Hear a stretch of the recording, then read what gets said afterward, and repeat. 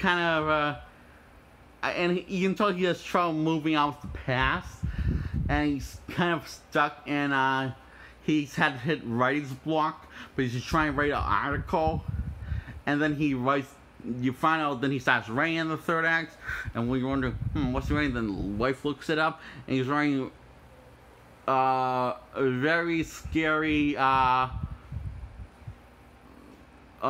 words.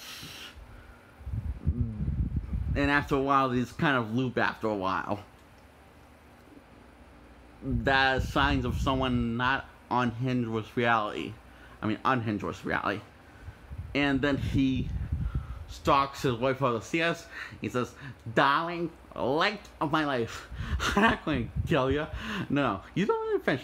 I'm just going to take that bat and smash it into your fucking skull," he says.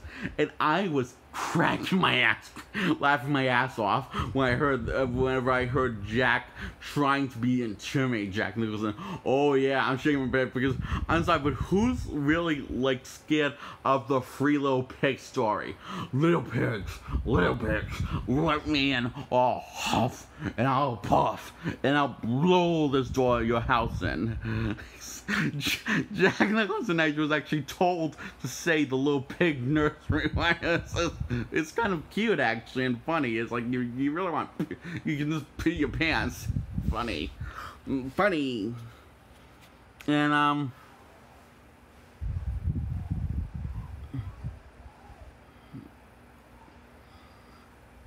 and then he gets mortally wounded after he kills the kid's old wise black from that explains the whole shining process. She comes back to help with Jack, and he ends up getting slaughtered by Jack with the axe.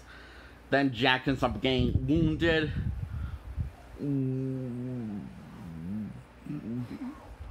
by the girl, his wife, who just stabs him with the knife, and he's running out of blood. And then the kid's child outsmarts him, not with telekinesis, but through the power of common sense. Wow. Didn't you think by lowering him in a maze and hiding in the maze because he knows the way out? By lowering Jack in the maze, because he runs in the maze and he figures out the way out in the maze. Jack can't figure out the way out of the maze. He could just go through the bushes and swing his ass through the bushes, or go back the way he came.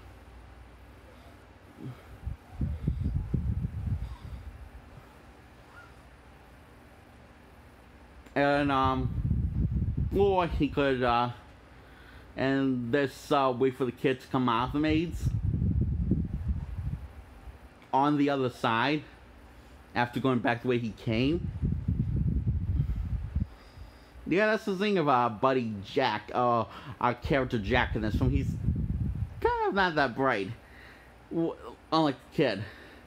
See, even though the kid does a really good job acting, it's probably one of those early,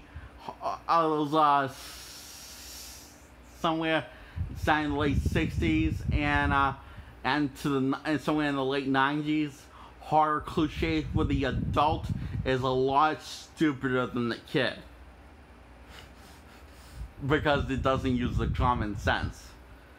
And yeah, the kid's actually the smartest thing in this film because he actually always uses common sense, even in really stressful situations, like trying to get killed by his father with swinging an axe all over the place. By Randall, he keeps on swinging the axe even when there's nothing to swing at. He's like, keeps on swinging. It's like, I'm wondering, what is he doing? Shouldn't you save your energy until you see something to actually swing at? Like the kid or your wife that you were trying to kill a minute or two ago? And he ends up dying in the maze and getting freeze and freezing to death and losing a lot of blood. And he has this funny look on the face, like, looks like this. Duh. But doesn't say the duh. But he has that look of the duh. And we're supposed to find that intimidating. But I just can't laugh every time I see that face, And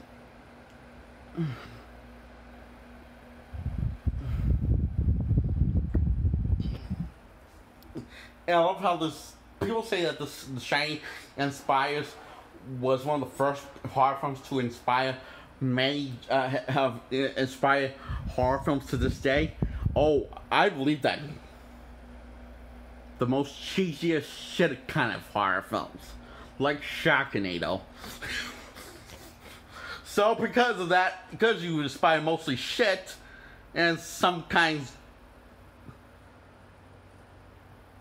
people to make the best B films, and B films kind of gone downhill a little since the 90s were over and 2000s said a little.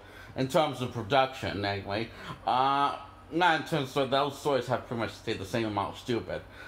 Because of that, because you inspire the best to people to strive to the best, Shiny. You inspire these B films to strive to the full potential, and you can often see that inspired in the Sharknado franchise.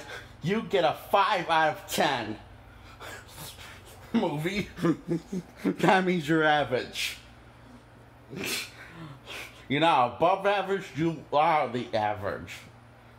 Be more mediocre. Stop trying to be smart of Korea. Be safe and Mako, like the MCU films, or the Dark Knight trilogy, or every Christopher Nolan trilogy. Because that's why you don't get Razzie, you get an Oscar. A Oscar. A Golden Globe Oscar. Personally, I could care less, because I think you're more interesting the way you are. Instead of being an uptight, serious, mediocre piece of shit. Well, that's not fair. The Dark Knight's not a piece of shit. It's just, you feel like you're earning something before, like, some part of your soul is being sucked out of your heart. And out of your body. It's just like, The Shining doesn't have that effect, even though it's the same. It's a 5 out of 10, like the Dark Knight. You just feel like you're swimming in a pool of Scarlett Johansson's. A naked pool of Scarlett Johansson's. And you feel like you're swimming in it, and you're feeling all the sweet, buttery skin. And it's giving you an erection.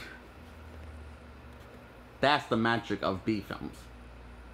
They come and go, but some will just turn you on. Figuratively and literally.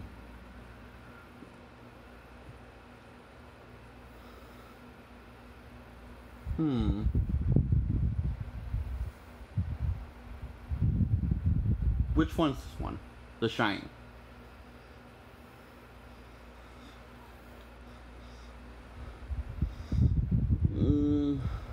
I guess figuratively turns you on, not literally though.